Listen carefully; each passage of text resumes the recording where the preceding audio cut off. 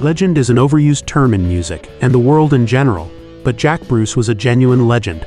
Jack christened John was born on the 14th of May 1943 in Scotland. He took to music early, and won a scholarship to study at the Royal Scottish Academy of Music and Drama. While attending the college, he played in Jim McHarg's Scotsville jazz band, and when the disapproving college found out, they said, "You either stop or leave college." "So I left college," remembered Jack many years later. Bruce moved to London, and in 1962, he joined Blues Incorporated, led by Alexis Korner and playing the upright bass. The band also included organist Graham Bond, saxophonist Dick Heckstall Smith, and drummer Ginger Baker. In 1963, Bruce, Baker and Bond formed the Graham Bond Quartet with guitarist John McLaughlin. Moving from the upright bass to the electric bass, he continued in the Bond band when Heckstall Smith joined after McLaughlin left. After 2 unsuccessful albums, Bruce left to join John Mayall and the Bluesbreakers, which featured guitarist Eric Clapton. After this brief stint with Mayall, he joined Manfred Mann in 1966 and played on their #1 hit Pretty Flamingo, as well as playing on the Scaffold's Lily the Pink.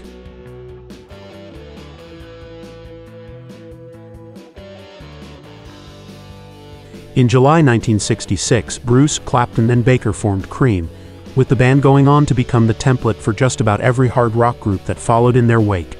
Their debut album Fresh Cream included NSU, written by Bruce, and also the B-side of the single with I Feel Free, which made number 11 on the UK charts. It was co-written by Jack and Pete Brown.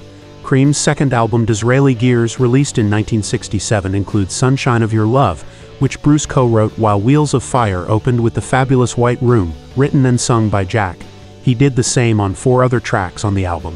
Jack Bruce's singing gave Cream a distinctive vocal sound, and his undoubted musicality also elevated them from the potential trap of a more strictly blues-based format that would have made them so much less interesting, even with their undoubted individual brilliance as musicians. When Cream split up in August 1968, Jack secured a solo contract with Polydor Records, and his first release was the epic Songs for a Tailor in September 1969. It featured Heckstall Smith, George Harrison and drummer Jon Hiseman, and reached number 6 on the UK album chart. Bruce then joined the jazz fusion group Lifetime with drummer Tony Williams, guitarist John McLaughlin and organist Larry Young, and recorded Turn It Over.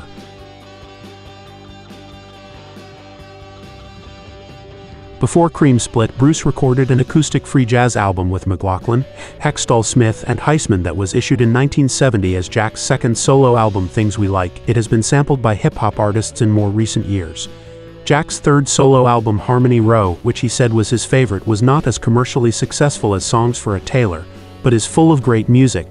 In 1972, Jack formed West, Bruce and Lawing, who featured guitarist Leslie West and drummer Corky Lawing, who had previously been in the band Mountain. West, Bruce and Lawing produced 2 studio albums, Why Don'tcha and Whatever Turns You On, and 1 Live Said Live and Kickin'. During this time, he played bass on Lou Reed's Berlin featuring on all but 2 tracks.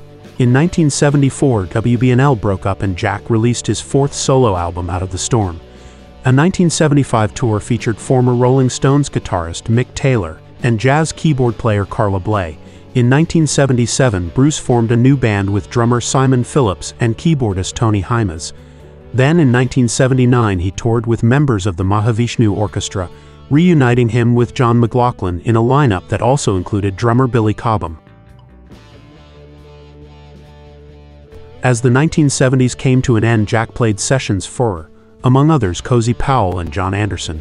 Before forming Jack Bruce and Friends in 1980, the band they released the album I've Always Wanted to Do This, and Jack also played with Rolling Stones sideman Ian Stewart's band Rocket 88. He also recorded with Soft Machine on their Land of Cocaine in 1981, and collaborated with guitarist Robin Trower and releasing 2 power trio albums, BLT and Truce.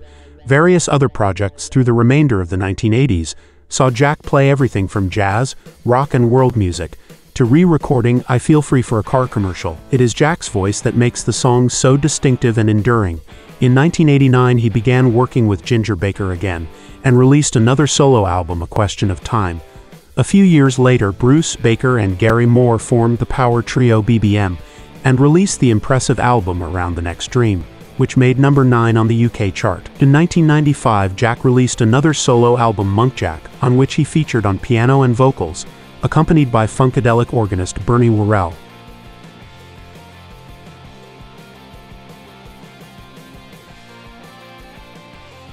In 1997, Jack toured as a member of Ringo Starr's All-Star Band, which also featured Peter Frampton on guitar. At the gig in Denver, Colorado, the band was joined on stage by Baker, and Bruce and Frampton played a short set of Cream classics. Jack stayed with Ringo's band until 2000 and the following year had success with a new band featuring Worrell, Vernon Reid of Living Colour on guitar, and Kip Hanrahan's three-piece Latin rhythm section. Their album Shadows in the Air included a reunion with Eric Clapton on a version of Sunshine of Your Love. In the summer of 2003, Jack was diagnosed with liver cancer, and in September that year, he had a liver transplant that almost proved fatal. In May 2005, he reunited with Clapton and Baker for a series of Cream concerts at London's Royal Albert Hall and New York's Madison Square Garden. Jack's love of jazz and all forms of music also saw him play live with Gary Moore and drummer Gary Husband at the Dick Heckstall Smith tribute concert in London.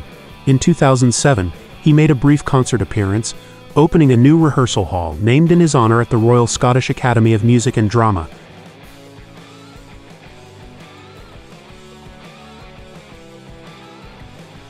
In July 2008, as part of the Hippie Fest tour, Jack was supported by members of the late Who bassists John Entwistle Band, and he later headlined a tribute concert to the Ox. Later that year, he recorded a concert in England with the BBC Big Band at which they played big band arrangements of his classic songs. In 2009, Bruce performed at the 50th anniversary of Ronnie Scott's Club, and the following year published an autobiography.